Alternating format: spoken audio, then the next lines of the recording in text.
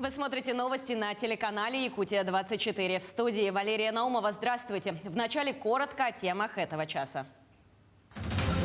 Глава республики провел рабочую встречу с представителем компании «Полиметалл». Какие вопросы были обсуждены и какие цели намечены? Знаменательное событие. Прокуратуре России 300 лет. В честь этого в музее открылась уникальная выставка. Лучшие из лучших в культурной столице прошла оперная премия Театра оперы и балета республики. Одержала победу в одной из номинаций.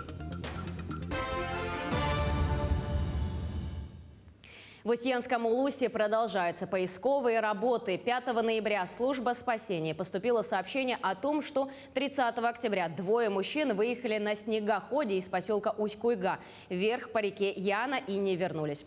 В дальнейшем были обнаружены следы провала снегохода под лед. Следов людей около места провала не обнаружено. Сделав лунку на дне на глубине 1,5 метров, обнаружен снегоход «Буран» и нарты. Тела мужчин не обнаружены. Накануне при обследовании дна в 5 метрах ниже по течению реки от места провала подо льдом был обнаружен рюкзак одного из пропавших и сапоги. Работы по обследованию дна продолжаются. В поиске всего участвует 18 человек. Айсен Николаев сегодня провел рабочую встречу с генеральным директором компании «Полиметалл» Виталием Нессисом. В начале встречи глава региона наградил генерального директора компании знаком отличия «Гражданская доблесть» за вклад в социально-экономическое развитие Якутии. Также обсуждались вопросы успешного завершения проекта по строительству обогатительной фабрики на Нежданинском месторождении в Тампонском районе. Напомним, минувшим днем глава Якутии принял дистанционное участие в церемонии торжественного открытия нового объекта. Кроме того, были обговорены и дальнейшие планы компании на территории региона. В частности, это вопросы инвестиций, развития человеческих ресурсов, а также социально направленные проекты как в Тампонском, так и других улусах. Главным приоритетом остаются и вопросы экологии, в том числе экологическая безопасность и охрана природы. Понятно, что горно-обогатительное производство, оно несет в себе ущерб окружающей среде, но при правильных инженерных решениях этот ущерб может быть минимизирован.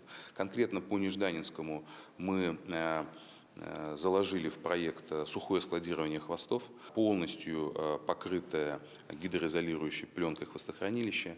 Таким образом, основной риск, я считаю, мы полностью закрыли. Во-вторых, мы с помощью Фонда развития Дальнего Востока достраиваем линию электропередач, что позволит нам уйти от использования дизельного топлива в качестве источника энергии, опять-таки сократив углеродный отпечаток и выбросы вредных веществ. Через 20 дней, 1 декабря, наступает последний срок уплаты имущественных налогов за 2020 год. Выплатить налоги теперь можно по QR-кодам и штрих-кодам, указанным в налоговых уведомлениях. В них зашифрованы все необходимые для этого реквизиты. За несовершеннолетних детей обязанность по уплате налогов исполняют родители, усыновители, опекуны или попечители. Сотрудники налоговой службы напоминают, что в связи с пандемией все операции и прием граждан осуществляется удаленно. Также через официальный сайт налоговой службы, через мобильное приложение «Налоги ФЛ» и по телефонам инспекции. Гродненская область и Якутия поделятся опытом в сфере деревообрабатывающей промышленности, экспорта и импорта молочной продукции, оздоровительного туризма, IT-сферы и молодежных студотрядов. Кстати, это движение в Гродненской области стало возрождаться так же активно, как и в Якутии. В ходе деловой беседы постпреда Андрея Федотова и председателя Гродненского облисполкома Владимира Караника под особый фокус попала и тема лесовосстановления. На сегодняшний день Республика Беларусь – это единственная страна, которая за время независимости смогла увеличить площадь своих лесов. Между Гродненской областью и Якутией еще в 2013 году был подписан договор о взаимовыгодном сотрудничестве. А сегодня настал момент перехода на качественно новый уровень, отметили спикеры. И так же, как и у вас, мы тоже заинтересованы в технологиях восстановления лесных массивов, заинтересованы в сохранении его от различных бедствий, в том числе лесных пожаров. Это серьезный вызов для всего человечества, и мы, конечно, здесь тоже заинтересованы посотрудничать, в области лесных отношений.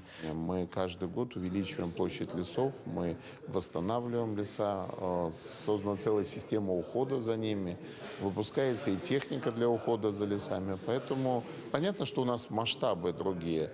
Но я думаю, что наши подходы способны работать и на благо лесов вашей республики. К другим темам. Выставку, посвященную 300-летию прокуратуры России, открыли в Государственном музее имени Ярославского. В экспозиции собраны уникальные документы, датируемые XVIII веком. Подлинники подписаны еще императором Петром I. Зрители смогут увидеть, как менялась форма блюстителей закона. Каждый посетитель, и дети, и взрослые, узнают много интересного из истории становления органов прокуратуры. Юбилей отметят 12 января, но тем не менее, Музей истории народов Севера – один из первых в стране, кто собрал экспонаты в одну выставку. Позже присоединятся и другие культурные учреждения. Экспозиция будет работать 3 месяца до конца января следующего года. Посетить ее можно, соблюдая все эпидтребования. При себе необходимо иметь сертификат о вакцинации или переболевшего и средства индивидуальной защиты. В экспозиции представлены исторические стенды, посвященные прокурорам Якутии, и биографические данные. Конечно же, будут интересны архивные документы, книги, награды, боевое оружие, а также личные вещи прокурорских работников, ветеранов Великой Отечественной войны. Кроме того, Национальным архивом для экспозиции подготовлена слайд-презентация на основе архивных документов, которые посетители выставки могут посмотреть через видеопроектор. Ну и, конечно же, главным экспонатом экспозиции является зерцало XVIII века, на котором с двух сторон изображены указы Петра I. Эта выставка, она как раз будет освещать историю, всю историю прокуратуры за 300 лет в Российской Федерации и нашу региональную историю. Здесь выставлено примерно около 100 предметов основного фонда из предметов нашей коллекции. А также здесь есть интересные документы из фондов Национального архива, литература из Национальной библиотеки. Сегодня в Якутске открыли сквер имени заслуженного экономиста Российской Федерации, первого кавалера ордена «Полярная звезда» Владимира Павлова. Владимир Гаврилович внес неоценимый вклад в развитие экономической и духовной жизни Якутии. Его трудовая биография неразрывно связана с успехами республики в области народного просвещения, масштабными показателями в производстве, сельском хозяйстве, экономике и социальной сфере. Он работал учителем и директором Вилючанской средней школы Сунтарского района. Впоследствии работал министром просвещения ЯАС СССР. Владимир Гаврилович выстраивал свою работу с позиции любви к родине, к любви к народу. И, наверное, на последнее отводил только свои личные мотивы. Преодолевая трудности, он создавал лучшие условия для жизни якутян. Сквер появился на улице Чернышевского. В нем центральное место занял 3-метровый памятник выдающегося сына Сунтарского района, первого секретаря Якутского горкома КПСС, секретаря Якутского обкома КПСС Владимира Павлова. Владимир Гаврилович в 70-е годы занимал пост начальника управления топливной промышленности ЯАС СССР. Затем стал директором крупного предприятия республики, производственного объединения «Якут-мебель». Благодаря его стараниям в Якутии создано современное мебельное производство, за что Павлов был удостоен государственной премии республики. 6 ноября городу Нерюнгри исполнилось 46 лет. Но, к сожалению, праздник не состоялся в связи с усилением ограничительных мер. Вернуться к вопросу празднования удалось спустя 6 дней. Как и чем сегодня живет город, расскажет наша коллега-корреспондент Ирина Кичигина. Прямо сейчас она выходит с нами на прямую связь. Ирина, приветствую, передаю тебе слово. Здравствуй, Валерия. Да, действительно, сегодня, наконец-то, совсем скоро на сцене Центра культуры и духовности имени Пушкина состоится торжественное собрание, посвященное Дню города и района. На мероприятии будут награждены около 30 человек, внесшие свой неоценимый вклад в развитие города. Сегодня, чтобы узнать, как и чем живет город, мы обратились к главе города Нерюнгри Леониду Олейнику, и вот что он нам рассказал. 2022 год у нас очень много планов. Мы будем продолжать ремонты дорожно-уличной сети. К слову, хочу сказать, что буквально в ближайшее время будет подписан указ главы республики Николая Вайсена Сергеевича по социально-экономическому развитию города Нерюнгри, Нерюнгринского района, где в том числе в этом указе будут затронуты аспекты формирования комфортной городской среды и ремонта дорожно-уличной сети. Это очень радует, потому что правительство республики уделяет очень много внимания развитию Нерюнгри и Нерюнгринского района, потому что действительно здесь хорошими темпами развивается промышленность, создаются новые рабочие места, работает успешно территория опережающего развития, и те резиденты территории опережающего развития, которые создают рабочие места, дают возможность формирования дополнительных доходов в бюджет города Нерюнгри, Нерюнгринского района. И эти дополнительные средства непосредственно будут расходоваться как раз на те цели и на те нужды, которые предусматривают полномочия органов местного самоуправления. Сегодня я хочу сказать, что мы, продолжая работу по благоустройству нашего города, дорожный фонд только на содержание наших улиц и внутриквартальных проездов, на зимнее содержание, летнее содержание в объеме бюджета города предусмотрено финансирование 52 миллиона рублей. Год уже почти заканчивается, непосредственно мы работу эти проводим. Ну и очередной раз ко всем обращаюсь, дорогие нерюнгринцы. От всего сердца поздравляю вас с этим событием, с этой знаменательной датой.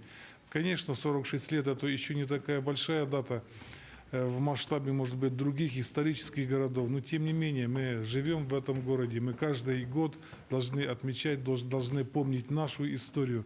Я вас всех поздравляю, желаю вам крепчайшего здоровья. Берегите себя и своих близких. И будьте счастливы.